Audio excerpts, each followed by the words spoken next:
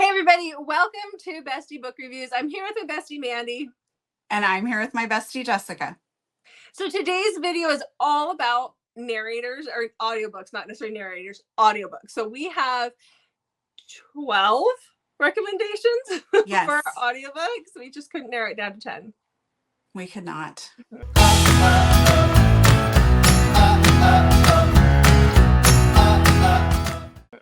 No. Before we get started with that though, quick guess as to who the problem was. They're going to think it was me. No, if anybody watches our channel, they know I can never pick. I know, but audiobooks are I love audiobooks. So, yes. Yeah. All right, so make sure you hit that subscribe button. We love to give away free books on our channel, and all you have to do to be entered is to just hit that subscribe button. You can follow us on Instagram for an extra entry, and tell us in the comments below, what audiobooks do you like? Mm-hmm. Do you like audiobooks? And if you have some good ones, favorite narrators, books we really should listen to, put those in the comments. Okay. Let's get started. Let's do this. Top 12 in no particular order. No particular order. And not all of mine are not Teddy Hamilton. I was really good. Teddy's my favorite narrator, and I was really good, and they're not all Teddy Hamilton. So, All right. Okay, ready? I'm ready. Shall we go first? Okay. Yes. So the first book that I have is a new, this one came out like earlier this year. I was really surprised that this author came out with audio because I hadn't heard anything about it. But that is Grace McGinty, and she came out with her Daymakers. She has audio for this one. This audio is so good. It's multiple narrators. And so it's Alexis Page, James Cassidy, Grayson Owens, and Theo Sinclair. And so this is about our heroine, who is Charlie, and she's out at a nightclub one night with her boyfriend, who is mean and abusive to her and very controlling, and he hits her when she's out at this nightclub. She runs away, and he doesn't just hit her, like he beats her up pretty good. She runs away and she scales this fence trying to get away from him because she just knows that he's going to kill her this time. And she hides under a bus. Well, what she doesn't realize is she is in this arena area. There is a concert going on, and that is where our heroes come in. This is reverse harem, which is why you have so many people in the cast, which is great. But this is reverse harem. So she's under the bus. These guys are rock stars, but they're masked rock stars, which is a thing right now. There are several bands out there that are masked rock stars. So if that is your thing, this book. So she gets discovered and ends up going on tour with them as like the community girlfriend, because these guys are getting into trouble with other girls, and they're afraid that their identities are going to be revealed. And so their manager comes up with this. It is a great book, but the audio is, I read it the first time, and then I had to listen to the audio the other day because I was like, I need to know, I need to know. And the audio is just so good. It makes the book, you get those gruff, grumbly guys. It's just, it's good. No comment. Okay. I'm going to knock it out of the park with a favorite book, a favorite author, and definitely a favorite audiobook. And I think you'll agree on this one too. Okay. Hero, Lauren Rowe. Oh, yeah. Yeah. All right. So I listened to this book over 2 years ago. And to this day, I can still remember exactly where I was out on my back property fixing a particular section of fence. And like that still stuck in my mind. You could ask me what book I read yesterday and I would probably struggle to remember, but this one stuck with me. So I definitely knew I wanted to use it. So we start this story off with Lydia. And Lydia is recounting one of the worst days of her life. And I was bawling hysterically. I actually called you, Jessica, and was like, what are you having me listen to? Oh, I hysterically cried because of how moving this story was. And the narration was so great. Like you could feel her pain in this story. So Lily Reynolds does such a phenomenal job of being Lydia. Like you can feel her pain in her voice even when she's doing this. And it's just, I I don't even know how to describe it. It was very good. So Lydia gets like the worst news of her life and finds out that her husband has been killed in the line of duty. And then we fast forward, and she is, I don't want to say healed, but she has healed as much as one probably can from such a trauma and just kind of put one foot in front of the other. And she works as a nurse, and Colby is a firefighter, and he tries really hard to save somebody in a fire and in turn risks his own life and ends up in the ICU. And when he wakes up, he sees an angel who just happens to be his nurse, Lydia. And he says some things like he thinks he's in love with her, he's going to marry her. Like he just kind of lets it all go. But then he sort of doesn't always remember everything that he did say. He just knows that he felt this connection to this like angel that he saw. So we fast forward a little bit and he's getting out of the ICU, and him and Lydia finally can have a coherent conversation together, and he starts to really fall for her. But she has a very guarded heart, and he also works like she meets him because he almost died. So, how does that work? How is that going to work?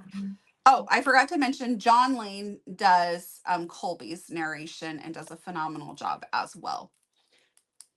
Really good. The whole series is phenomenal, but that's the first book in the Morgan Brothers. Mm-hmm. But oh, that one. And it was good. It was very gut wrenching. Yeah, it was good. Totally. Yes. All right. So the next book I have is also a favorite of ours. It is one of my top reads ever, but the narration is so good. Like when I first read it, I read it. That narration didn't come out. Audiobook didn't come out for a few years, but oh my God, it is so good. Whenever I hear this guy's voice, I instantly think of our hero, and that's Surviving Trace. We have this. If you guys have been here for a hot minute, you have heard us talk about the Surviving Trace or the Surviving Time trilogy by Calla Reed. This is a top book for me, but there's times when you listen to a book over reading it, and I think to myself, I'd probably have given this higher ratings had I read the book. That is not the case with this one at all. So let me tell you about it real quick. So the narration for this one is done by Mason Lloyd and Courtney Patterson. And Mason Lloyd does such a good job. So this takes place in the South, in Charleston, South Carolina. And Mason has I don't live in Charleston, but I've been in that area. And I mean, the accent sounds spot on to me. It sounds great. And it really is ATN. It is. So this is about our heroine, who is Serene. She is from our time. This is a time travel situation. So she is from our time. She has an antique store with her best friend, and she's obsessed with like old time photos. And one day her friend comes home after a weekend, or she goes back to work after a weekend, and she has a box full of things that she got at a flea market. And at the bottom of this box is a picture of these four guys sitting at on the stairs of a plantation house in the South in the early 1900s. And so she is looking at these guys. There's four guys there. She becomes obsessed with one guy. Like there's just one guy that she can't tear her eyes away from. And she becomes so obsessed with this picture that several days later, her fiance, because yes, she has one of those, he throws the picture in a fire because she just will not let it go. And then later that night, she falls. She feels like she's falling when she's trying to sleep. Like she falls through time to this plantation house in the early 1900s.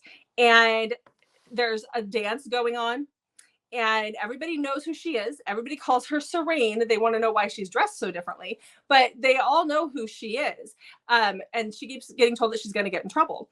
And that's where ATN comes in. There's this guy. It's the guy that she's seen in the picture, and he kind of grabs her and is like, "What are you doing having a party?" And she's like, "I don't know you." And he's like, "You're my wife." So in his time, he is married to a Serene who looks exactly like her. And but it's not her, and this person was an absolute bitch. Their story is an epic love story, but to hear it come alive was just, and every time I hear Mason Lloyd, I think of ATN. I also think of Ice Planet Barbarians because he does all the Ice Planet Barbarian books, but he is either one of two people. He's either an Ice Planet Barbarian or he is my Etienne. And he just did it so well. It's done perfectly. There's French book. It's done perfectly. So good job, Mason. Good job. Okay. Well, my next one is one that I listened to, but it's actually a novella, but it has 4 narrators. Okay. And I just fell in love with this book. So it's Evidence of the Affair by Taylor Jenkins Reid's. That was a good one. Reed, excuse Yep. me. And I'm going to just read my list here of the narrators. So we have Julia Whelan, George Newbern, James Daniels, and Dara Rosenberg. And this is about Carrie. And this takes place in the 70s. Very important to understand that it's taking place in the 70s, or the letter writing wouldn't make sense. But anyway, so Carrie writes to David about the letter she found from his wife to her husband to tell him, hey, I'm pretty sure our spouses have been cheating on us, and here's my evidence. And this goes back and forth where they write each other letters. And oh my gosh, it's a novella, so I'm not going to give you any more information than that. It was so well done. And I listened to it, which can be a little tricky when it's like letter writing, but it was done very well. I never was confused about what was happening. And I actually, again, I listened to this a long time ago. I remember pulling into my driveway and just sitting there listening because there wasn't much left of the book. And I'm like, I can't go in right now. I cannot stop listening. I have to know what happened. And then before I came in, I called you, Jessica, and I was like, oh my gosh, this book. Yeah, it was good. I loved it so much. Very different. And Hold on. yeah. Spider. Sorry. It's very different, but it was incredible. Okay. So, oh yeah, just go listen to it. I was going to say go read it, but this is audiobooks. Go listen to it. If you're not into audiobooks, all of these books that we're recommending are fantastic, but this would be a great way to try an audiobook. Yeah. Yeah, because these are just some of our favorites. So, yes. Yeah. Okay. So the next book that I have, I think this author always has amazing audiobooks. She always has great. They're always easy to listen to, and enjoyable. And she seems to get some of the best narrators. So that is, I'm talking about The Brawl, and it's by Devney Perry or Willa Nash. It depends on where you're looking, whether that's just both of her pen names. And this is narrated by Ava Erickson and Teddy Hamilton. So there's a reason why I read this one a few months back, and it was because in this book, I saw Devney Perry put out a video or something on Instagram, and it talks about how everybody loves that one show where the character calls the male character calls the female character mama. Like, was that whole get in the car Elizabeth thing? You guys should probably know what I'm talking about. And if you don't, you can just Google it. But he refers to her as mama. Hey, mama. Hey, mama. Well, that is what the male character in this book refers to the female character as mama. And I had to hear Teddy Hamilton say that. I just had to, because I love his voice. Okay, so this is about Lark and Ronan. So Ronan is a new lawyer, and he has moved to this small Montana town, and he's trying to get his business up and going. But, small towns, we don't trust very easily when you're in these little itty bitty towns. You trust the new people, right? So he's trying to get his business going, and he sees a woman walk past his window one day, and that is Lark, and he is just smitten from the get-go. Like, he goes outside and tries to get her attention and pretends that she's dropped a $20 bill on the ground, and she's like, yeah, that's not mine at all, because she didn't have any cash on her. She is, I believe she's a teacher. She's an older heroine, and she is a single mom. And so he wants her attention, and she shuts him down right away. And then come to find out, he's her new neighbor. So it's a really fun story. Just hearing Teddy Hamilton refer to her as mama, that was worth it. But like I said, Devney Perry has amazing audiobooks. She's always got great audiobooks. So that's good. Okay, what else do you have? Okay, my next book has 2 of my favorite narrators, Andy Arndt and Sebastian York. Okay. Love both of them. So this is Happily Letter After by Vi Keeland and Penelope Ward.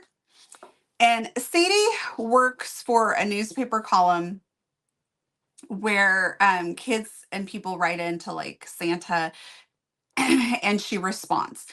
And so it is like the off season for that column, but she gets this letter from this little girl and named Birdie, and she decides to start granting Birdie wishes because Birdie lives with her father, and Sadie can relate. Like her mom I can't remember exactly why their moms are not in the picture. Their moms are not in the picture. And so Sadie relates then to like Birdie because of that. And so she feels for her. So she decides to start granting some of her wishes, feeling like it's pretty harmless because, it's harmless, right? Well, it leads to her sort of stalking Birdie and her dad because she goes and like watches some of the things that she put in motion and granted wishes unfold. Well, she ends up, I don't want to go into all the details, but she ends up on their doorstep to return something and gets kind of flustered and ends up pretending that she is the dog trainer because she gets brought in like, oh, you're the dog trainer. So she gets brought in and pretends to be the dog trainer. And then it gets even more complicated because she's supposed to be training the dog in German.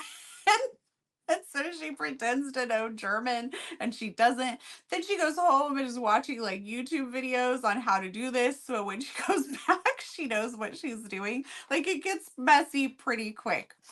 But oh my gosh, it was so good. And the narration is just phenomenal. Like I said, I love Andy Arndt. She always brings her characters to life. And you really just, like, once I hear her voice, I just feel automatically like I'm just going to love the story. And Sebastian York is another great narrator. And they both just bring these characters to life in such a phenomenal way. And oh, the book was funny and so good. Mm-hmm. Okay. I mean, could you imagine just showing up at somebody's house and pretending to be a dog trainer and then like making up German words? No, we'd be in trouble. Yeah, because I she don't does think not that's speak German. So no. she's making everything up and she does not know how to train dogs. Oh, it was funny. We'd be in trouble if that was me. A lot of so yeah. Okay, so the next one I have is a duet narration where or the and I love the duet narrations where the hero, depending on whose POV you're in. If you're in the heroine's POV, then the male narrator will still speak the lines for the hero and vice versa. I love those kinds of narrations. When I first listened to them, they actually threw me off and it took a while for me to get used to them. And then I was like, oh no, I like these quite a bit. So the book that I have is a fun book and it has a cast involved. And that is Cute but Psycho by Beatrix Hollow. So this is a paranormal. It is reverse harem. It is a lot of fun. So our narrators for this one are Alexis Graves, who's the female narrator for Bree. And then you have Jay Raymond, Rip Devens, and Theo Sinclair. So this is about Bree, who is in love and stalking her therapist. And because it is paranormal, you do have paranormal creatures in here. She finds out that her therapist is not only a vampire, but he is a serial killer vampire, which makes sense if you're a vampire, but okay. And so he ends up getting her admitted to Verfallen Asylum when she figures this out. And there she meets 3 other guys. One is a wolf shifter, one's a basilisk, and I can't remember the other guy is, but there's 3 of them. They're all crazy. Like they are all crazy. And oh yeah. Fun times ensue. The therapist is still around, but the audio is just, I remember being sucked in from the get-go. I remember going, what is this book? This sounds absolutely crazy. But the minute the audio started, I was like, I remember driving, listening to this and being like, oh, I got to know what happens next. And it's not a little book. And I was just sucked in from the get-go. And that takes a lot. Like that is a testament to the narrators that they can do that. So And the writing, obviously, but so good. I'm waiting for the second book to come out in this. Like, it keeps getting postponed and doesn't make me happy. So, but it was a fun one too. I mean, it has serious moments, but the narrators just made it funny. The parts that were supposed to be lighthearted, I laugh. I don't laugh a lot in books, so Okay. I don't cry either. Apparently, I'm You do just not. a stone, just cold. All right, what else you got? Okay, next up, I have The Only One by Daisy Jane.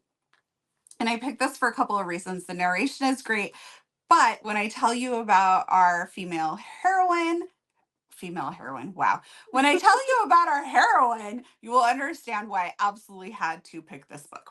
Okay. So, our narration is done by Daisy Jane herself for our heroine, and then Erin Shedlock is our Miller, who is our hero in our story. So Miller is just always a happy-go-lucky guy. He works at the Wrench Kings, and he grew up in a commune, and he left when he was a teenager, I believe. And he's just like in love with the world. Like, he just loves everything, and he's just always happy, much to some other people's dismay that also work with him, which we see in previous books. His happy-go-lucky attitude gets on their nerves a little bit. We have Delaney, who works at reception there, and she is audiobook obsessed. So she listens to audiobooks all the time. She's always got her headphones on, listening to an audiobook. And she realizes that really what is lacking for Miller, because Miller is struggling with trying to find the one, and he just doesn't do well at trying to ask girls out and that sort of thing. And she realizes the problem is just that he needs confidence. So she decides to teach him how to be confident in the bedroom, in asking girls out, and in all aspects there. But she doesn't really know what she's doing either. So she uses what she's learned in her audiobooks to teach him. And it is a fun, wild ride. I absolutely loved this one. And Daisy Jane is an amazing narrator, and really, like, she's going to do well because these are her characters, but it's just phenomenal how well her books come to life in narration. And some of the stuff she has to read out loud, I mean, again, she wrote it herself, but I would just be dying laughing trying to read some of those lines. Mm-hmm. Definitely. But oh, it was so much fun. And what better book to have in an audiobook recommendation than a heroine that is obsessed with audiobooks and then uses that knowledge to teach somebody? Mm-hmm. Mm-hmm. Is that number two or number three in the Wrench Kings? That's 3. Okay. Well, since you talked about that one, I'm going to talk about number 1 in the Wrench Kings, because I think that Daisy Jane does such an amazing job that we both ended up with a Daisy Jane book on here. So the first one is called The Wild One, and this one is narrated by Daisy Jane and Jason Clark. And it's so good. So this is about Bex and Bo. So Bex has moved back home to this little town. She's going through a divorce. She has an 8-month-old baby. The dad of the baby wants nothing. Her ex-husband just wants nothing to do with the whole baby and the whole situation. So she moves back home to be closer to her parents. In the meantime, she's doing almost like an Uber driving, like they call it something different, but it's pretty much an Uber situation. And her AC goes out in her car. And so she pulls into the Wrench Kings, and that is when she meets Bo. Now, Bo is spiraling. He lost his dad the year prior, and he's got a relationship with alcohol right now, trying to numb some of that pain. And so when Bex comes into the Wrench Kings and she meets Bo, he is suffering from a very severe hangover, and she's describing what's going on in her car, and he tells her to calm down, which you don't do that. And then what else does he say, Mandy? It's calm down, and then he tells her to do something else. Tells her to be quiet. Be quiet, because he's got a headache because he's so sick.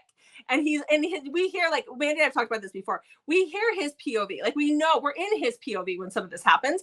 And so we know that he just needs it all to stop. Like, he just needs it to stop because he's going to throw up. He tells her to be quiet. And then she's like, what? And then he's like, wait, just calm down. Yes. Yeah. He realizes his mistake pretty soon. And then he runs and throws up. But then we get into a situation where he realizes what he did was probably not right, and he tries to make it up to her. I love this book because he falls in love with the baby before he falls in love with her.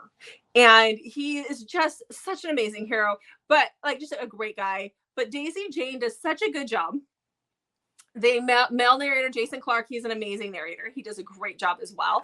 To get me that engaged in an audiobook, sometimes it takes a lot. But this one, again, this is one where I was just sucked in from the get-go. And I loved it. She does such a good job. So definitely check out these ones. All right. Well, my next one I picked because the guy is British, and I don't know if he's British in real life, but his British accent was phenomenal. I wrote it in my notes, so I'm like, okay, definitely picking this one. And it's The British Bachelor by K.K. Allen. And it's narrated by Summer Roberts and Will Watt. And Will does a really good Liam. So Liam is famous. He was on a Bachelor type style show and it didn't go well, but there's a lot of drama, maybe some misunderstanding. And so he has come to the States to kind of hang out, lay low type situation.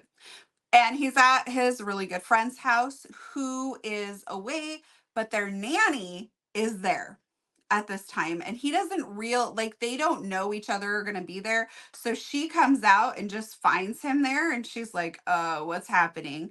And he's like, who are you? And they're kind of forced. We have some forced proximity because they're together here at this place. And he's just trying to kind of live like a normal life here. And she's just trying to do her job. And so Chelsea is not really impressed with him, but he's a little more impressed with Chelsea.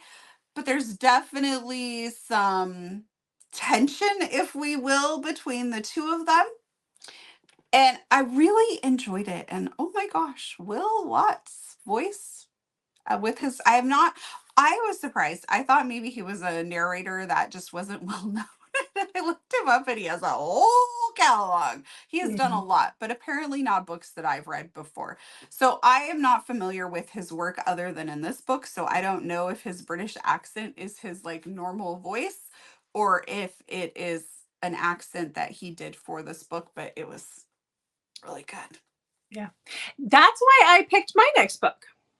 Is for the accent, because I don't know if this male narrator if this is the way that he speaks normally, or if he did the accent for the book. So, so the book that I have next is The Devil of Dublin by B.B. Easton.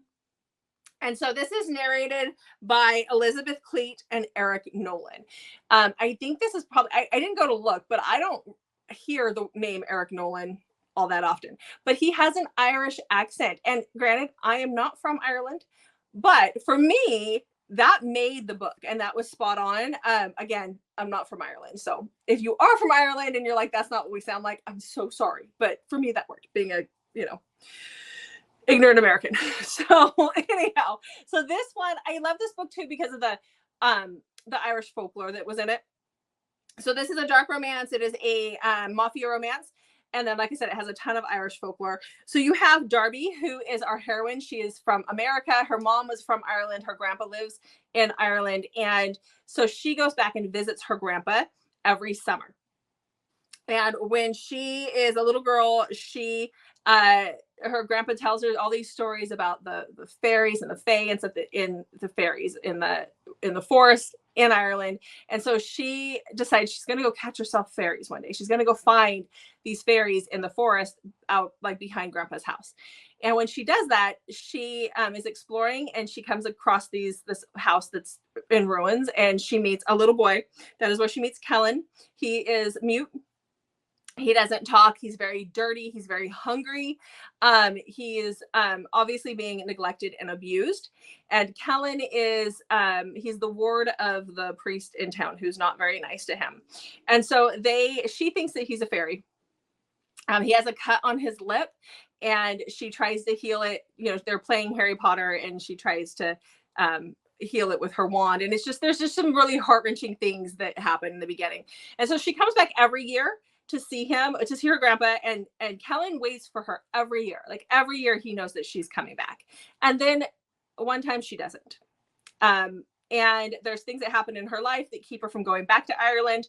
And in the meantime, Kellen ends up getting involved with the mafia. She thinks Kellen has died because of things that have happened. And when she comes back as an adult, that's when she sees him and realizes he's not dead, and things kind of go from there. So this is a little different. It is mafia, but he's trying to get out of the mafia for her. And so it just kind of, it's different, but the narration was just amazing. And I'm actually really excited because BB Easton has the second book in the series coming out in August, and I cannot wait to read that. So I loved it. I loved it. The narration was so good. Yeah. Mm-hmm. I lost my spot. Oh, found it. Okay. Okay. So this is your last one, right? This is my last one. Okay. Okay. Are you done? Mm-hmm. Okay. I just want to make sure that I didn't miscount somewhere. So I feel kind of bad. I don't have a Teddy Hamilton. I love Teddy Hamilton. How dare you? But I know I switched my book at the last minute. It's because okay. I just decided to change it. I'm sorry. I love Teddy Hamilton too, but I knew you would have him covered in this video. So I was like, I'm going to do a different one. Okay. Well, what do you got? I have Tempting Promises by Corinne Michaels. This is done by Andy Arndt and Jason Clark, both narrators who I really, really enjoy listening to. So Andy does our heroine Charlotte, and Jason Clark is Rowan, who is our hero. So Rowan, this is slightly complicated. Rowan is Charlotte's sister's ex. And he is a self-proclaimed, basically, man whore. But he's upfront and honest about it. He's not trying to like trick women into anything. He's just not really interested in a relationship. And they both have farms, and they are trying to get this milk contract. It just sounds funny.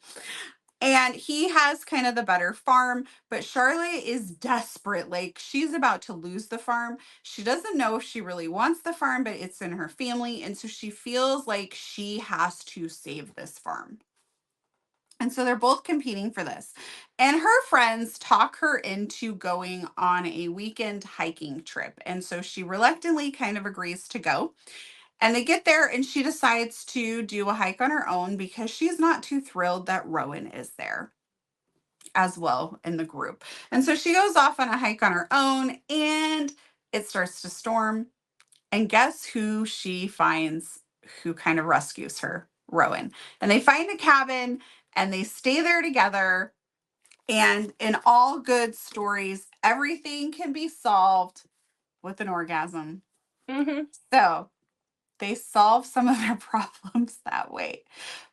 But it gets complicated because he dated her sister, and her sister hates him. So by turn, she hates him because of how he treated her sister. Dun, dun, dun. Dun, dun, dun. Anyways, love the narration. It was good. She has good narration for all of her books. I've never listened to a book. I mean, I always listen to her books, and I've never found one I didn't like. I almost did the fourth book in the series, which is Teddy Hamilton and Stella Hunter, which is they're both another really great good. team. Yep. Mm-hmm. Stella Hunter's awesome too. So. Yes. All right, guys. So there you have it. There are 12 audiobooks for you to go listen to. Now, just go listen to them. Mm-hmm. Yeah. And if you struggle, like when I first listened to my very first audiobook, Jessica was always like, "Oh, I love audio." And I hated it. Like, I'm like, it's painful. And she's like, you can't listen to it on regular speed. So I turned it up a little bit. And that definitely helps. So if you find audiobooks painful, turn it up a little bit. And then if you're like, oh, I can't do that, what a trick I found is I'll turn it up higher and listen for a couple minutes. And then I kind of slowly adjust it down until I get to that sweet spot. Some books I can listen at 3.5, some I listen at 3. And there's occasionally, especially if there's an accent, I'm at like the 2.5 mark. Mm-hmm. Yeah, that's the same. But find your sweet spot. And I find that it just makes things like, I love to listen to audiobooks when I'm doing like well, I have like a little bit of a farm, so I listen to them while I'm doing farm chores or house chores. Like it makes dusting go by a lot faster. It really does. Yep. So, yep. In fact, sometimes I find more things to clean because I don't want to stop the audiobook yet. Or you drive around the block because you don't want to stop the audiobook yet either.